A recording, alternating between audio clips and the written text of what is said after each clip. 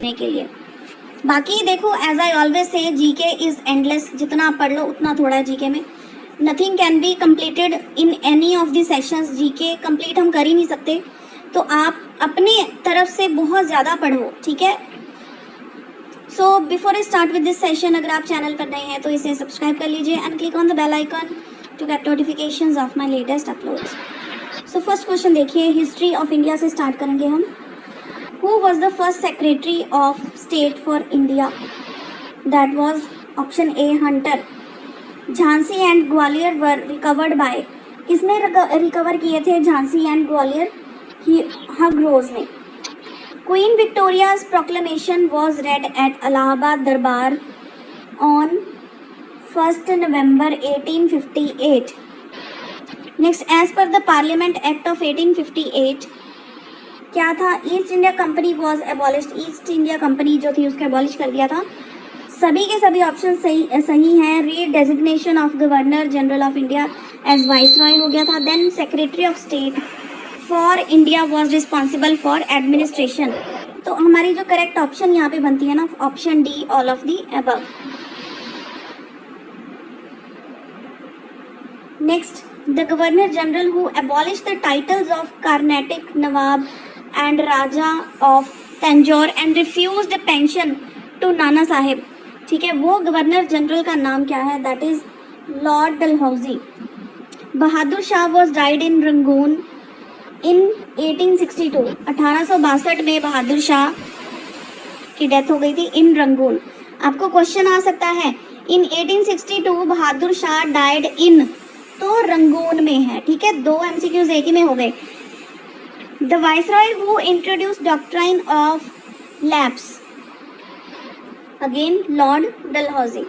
The revolt in Bareilly was led by, जो बरेली में revolt हुआ था, that was by Khan Bahadur Khan. Who led the revolt in Lucknow? Lucknow का किसने किया था?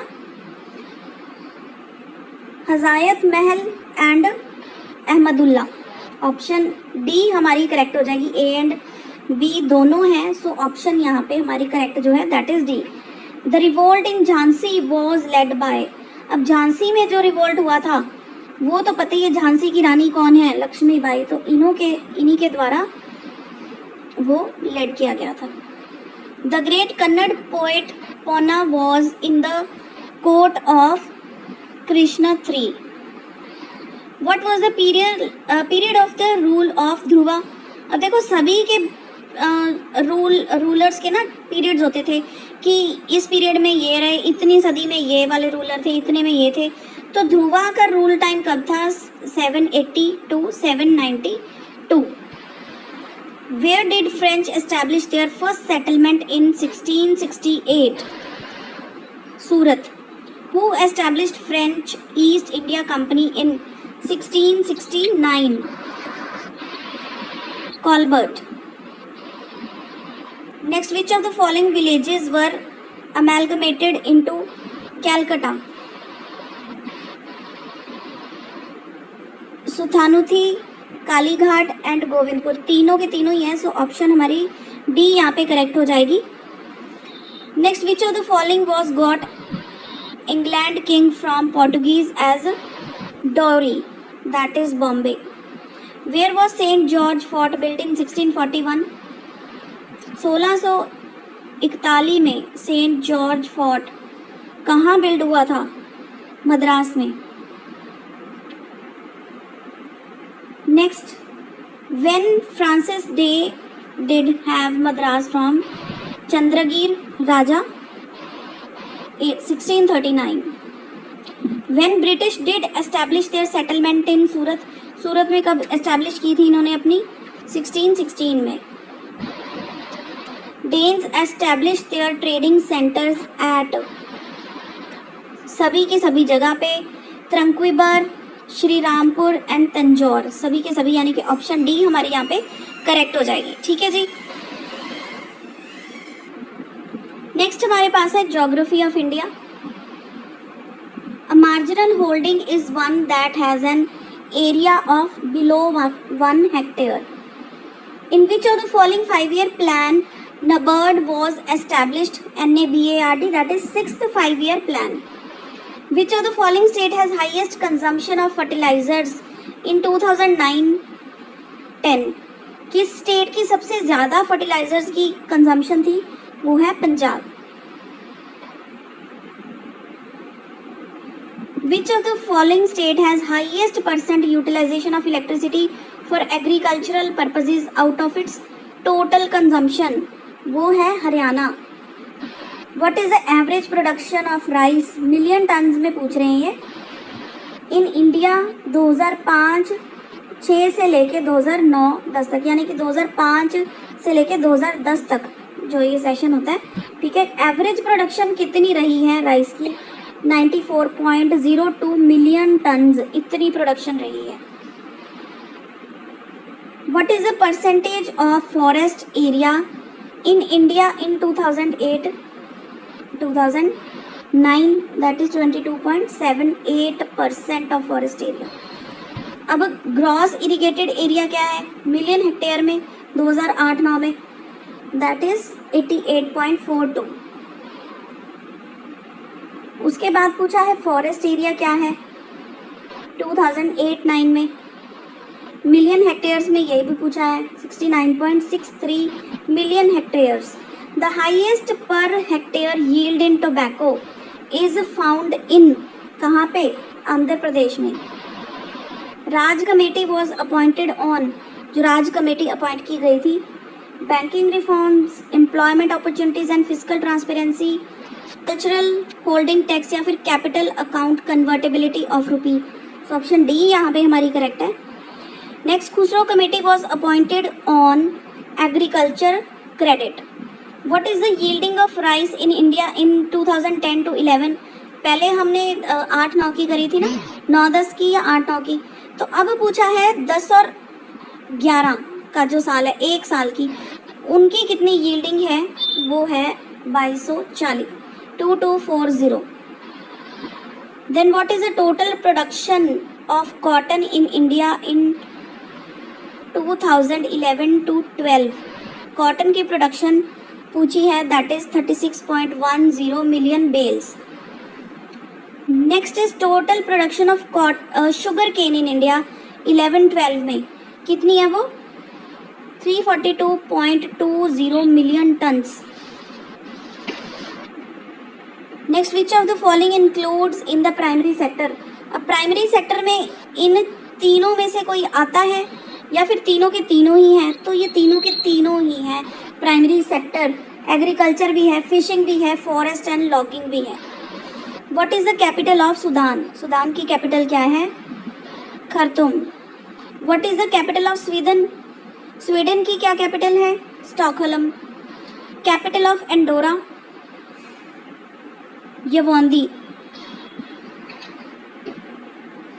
Next is capital of सेरियाना